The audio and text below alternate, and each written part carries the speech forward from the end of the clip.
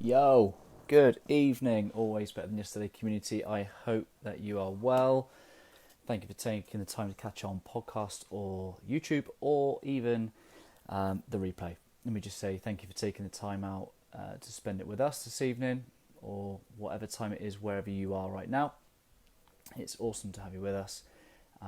Just going to send a couple of invites out on the live Facebook stream and then we shall get going. But it's me, it's Ryan Hartley from Always Better Than Yesterday, and we are coming at you live with episode 53. Episode 53 is amazing. A few invites going out now. I hope that we've had a great weekend. Hope that we've had a great week, in fact. I would love to know what your win has been this week. Just let me know in the comments when you've joined what your win this week is. Let me just reach out in the comments and just congratulate you, no matter how big or small that win may be. I'm really enjoying getting on the small win movement at the moment. The Always Better Than Yesterday community are loving sharing their wins. There we go, a few invites gone out. We've got plenty of people on. Happy days. My guest is there too. So I shall get cracking. There we go. Episode 53. The is to learn about the habits and mindset behind successful and inspiring people. And my guest is absolutely going to be one of those. So how are you? Hi, Ryan. Good to see you. Good to see you. And you hear me all right? I hear you great. Fantastic. How about you? Very good, loud and clear. So thanks for taking the time out of your day to come join us. I've not said much about it, so I wanted to leave you the opportunity to introduce your good self and share a little bit about your story. Sharing my story. My name is Rebecca. Yeah, just introduce yourself. Rebecca Lawler. I live in New Orleans, Louisiana.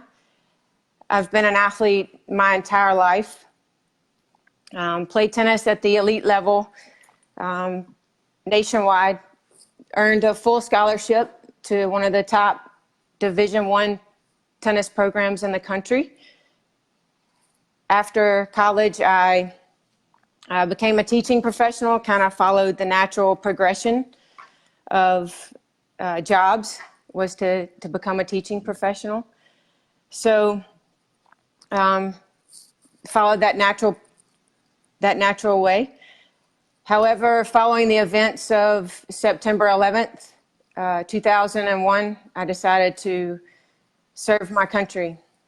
I had an overwhelming desire to serve my country. So joined the United States Coast Guard and became a search and rescue boat driver, performing various law enforcement search and rescue operations. Unfortunately, while in the Coast Guard, I suffered a severe shoulder injury. Ended up having to have surgery. In 2011, I briefly returned to the sport of tennis while playing an exhibition match. I suffered another injury to my shoulder. That injury was crippling and required me to have a major surgery. So I had a complete and total revision of my shoulder. But that became a defining moment in my life. Most people said I would never return to my sport, would never return to the athlete that I once was. So although my future looked dim, I chose to have a different outlook. So in physical therapy, I really began to turn that adversity into a positive experience.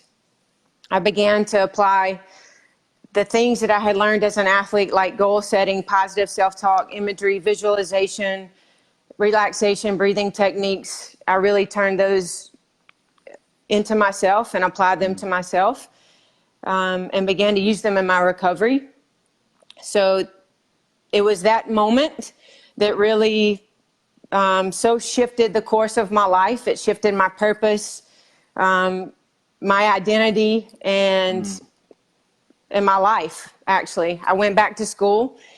I earned 2 master's degrees in sport and performance psychology. And right now I'm just launching my business and working with youth athletes in the area and around the area, providing them with the psychological tools to cope with the adversities in sport that I did not always have as an athlete. Wow, what an introduction. So, guys and girls, if you're watching, I did promise that this would be an inspiring conversation. I think just from the introduction, you can see that there's so much that we're going to dive into. And I guess I'd just love to take it right back to the start in terms of developing yourself to become an elite athlete. And I think, obviously, you said you earned a scholarship, which probably means that you weren't getting surrounded with the right level of coaching and support. Would that be fair to say from an early age? You kind of had to graft and earn that? That I had good support from coaches?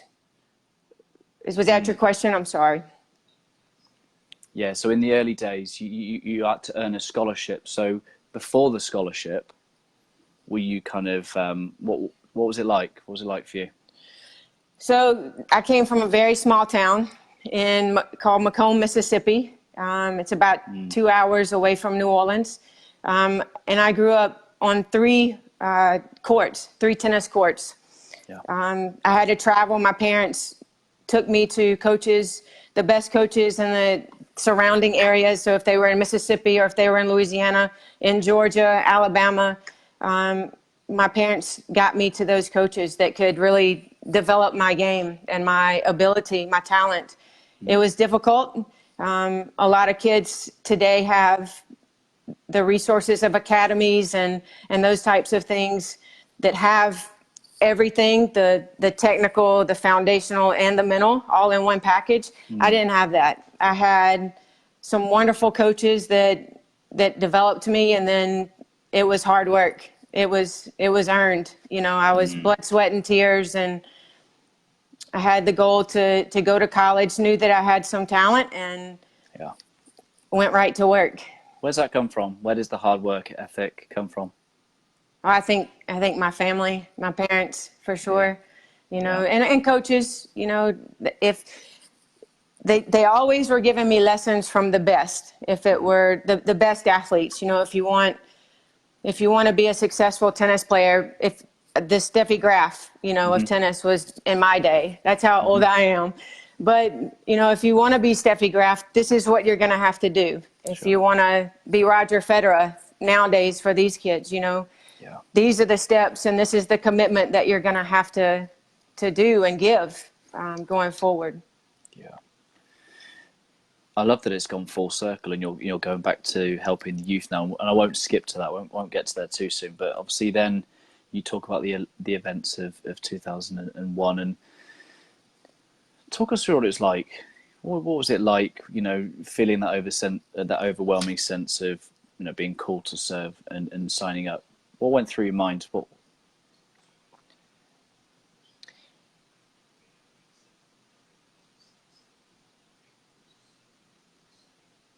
I think I get pretty emotional about that because I was that was a very difficult day, as we all remember.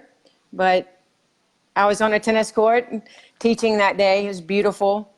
And I just remember how beautiful the day was and watching the kids, because I was working with youth, you know, babies, small, 5, 6, 7, 8-year-olds. And it just killed me that, you know, now it's, our life has changed forever. So it was something that I couldn't shake. And it was actually 2 years later that it was so overwhelming that I decided to actually take that step and join the military. I was making a lot of money teaching tennis, and a lot of people tried to discourage me from going into the military because I was a teaching professional, but I decided that serving my country was more important. So I joined, and it's been a wonderful decision. Some of the decisions a decision that I didn't think would lead to so many other pathways, I guess. What did you gain from your? So obviously, service and requires sacrifice. But what did you gain during that time? Oh, confidence for sure. I had there's a little bit of a delay that I'm getting, so if I'm a little bit slow, I'm sorry. I had to become a boat driver, and I was not a I was not a boat driver at all. I had never driven a boat in my life, but that was part of my job responsibility as a bosun mate. And law enforcement, I had, experience with guns and all that, but I had never driven a boat, and being responsible for other people's lives. When you become a boat coxswain, a small boat coxswain, it wasn't my life that was on the line when I took the boat out. Now it's 8 others, and then the other people that we are going to rescue. So it taught me that, the perfections. As a tennis player, I had a very perfectionist mentality that I had to hit with precision and perfection on the court to execute certain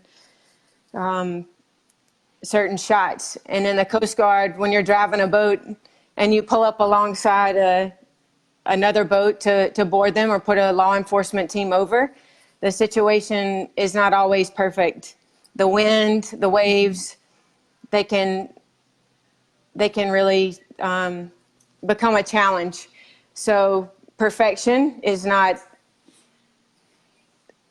always gonna happen. It's finding a way and returning back to basics and executing what you know and what you've been trained to do. So that's what I've really learned. An example, I'll give you an example. One night when I was green as a coxswain, had a boat team, new boat crew, and we were going out to board a shrimp vessel. Middle of the night, the nets were down, and as we approached the boat, there were all kind of things hitting the nets. They were striking the water just everywhere around the boat. And I asked my boat crew member to shine the light down in the water because it was everywhere.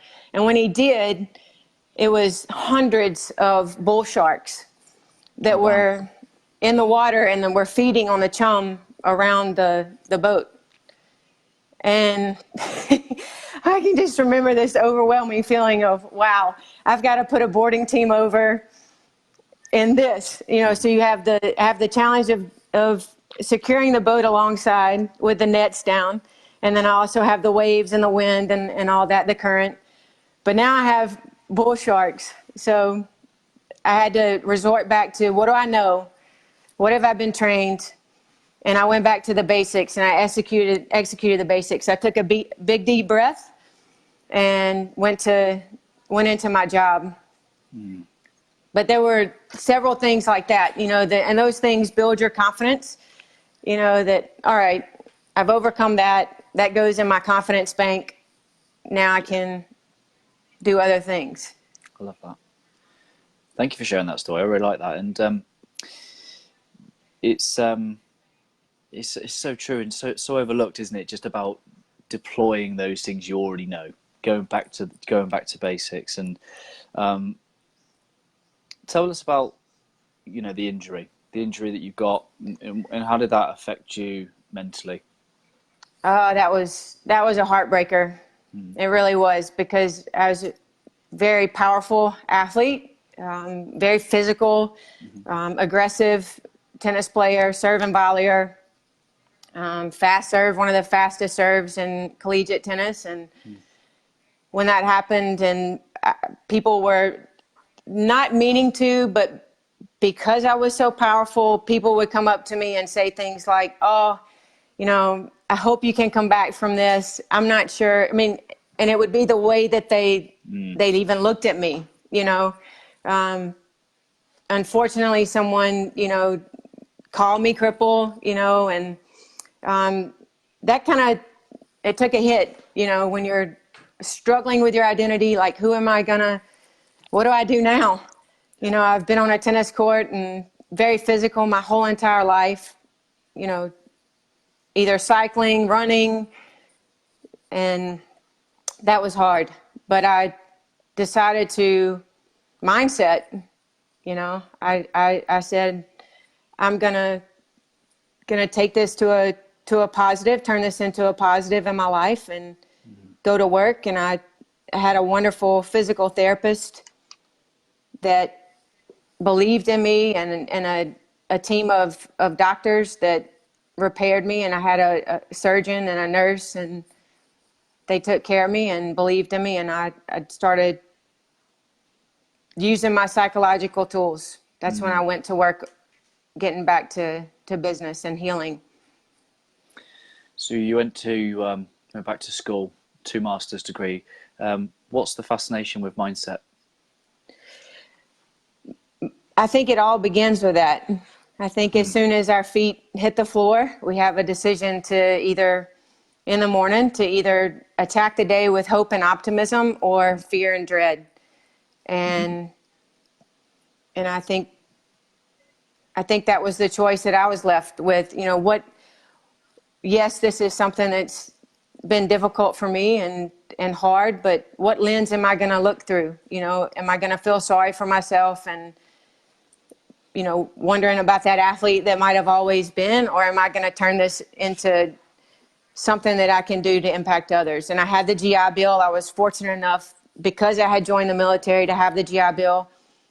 And I went back to school and went right away but a positive. I was using that mindset of hope and optimism, and that's kind of how I approach my day now. Who can I impact? Who can I inspire? And what life can I touch today? Who can I reach out and touch and make an impact on? Because one thing that I did notice when I was in physical therapy, you have all that time that you're not able to do anything. And I observed people. I had a lot of time to observe when I was injured. So I watched people coming in and out of the grocery store, being in line, if they were impatient with someone, or just their normal everyday. Do you say hello to someone when you walk down the street? It makes an impact on people, I think the best thing I love about what you just said is the word today. Who can I make an impact on today? Because I think that brings it into real focus in terms of what can you do right now? And I think when you think like that, you see so many more opportunities to make a positive difference. So I love that little bit of, it might just sound like a simple word at the end of it, but I think it's really, really, really powerful. So you've got your education. How is it then that you turn that into serving others? Is that what you're doing now with your performance consultancy? Yes. Just, I think as a tennis player, I didn't always I had the physical ability, but at the right moment, I didn't always have maybe a breathing technique that I could use, or, just that positive affirmation that I could say at the right moment, like, I got this, and having those tools, imagery, visualization, those were all things that injury took me 2 years, to recover and come back from. So those were all things that I used then, and seeing myself successful, visualizing myself healing, even when I was playing tennis, and giving athletes now those same things, those same tools, the growth mindset, fixed mindset, changing that lens of embracing the challenge. Life is going to punch us in the gut, and it's how we choose to embrace that, with the ferocity of a lion, go after it and go get it. I love that. Why youth? Why youth tennis? Why youth tennis? Maybe because it's just so special to my heart. It's my sport. I think probably because maybe I didn't have a lot of those tools that I can give back maybe to them. But that's it. It's just about giving back, Not about me. It's about them. Yeah. Are there any other things that have really helped you in your journey that we've not touched on? Definitely my faith. Yeah. I think that my Christian faith absolutely, helps ground me, and also, knowing that maybe things aren't going so well, but as long as I'm alive, there's a plan, there for me to keep moving forward.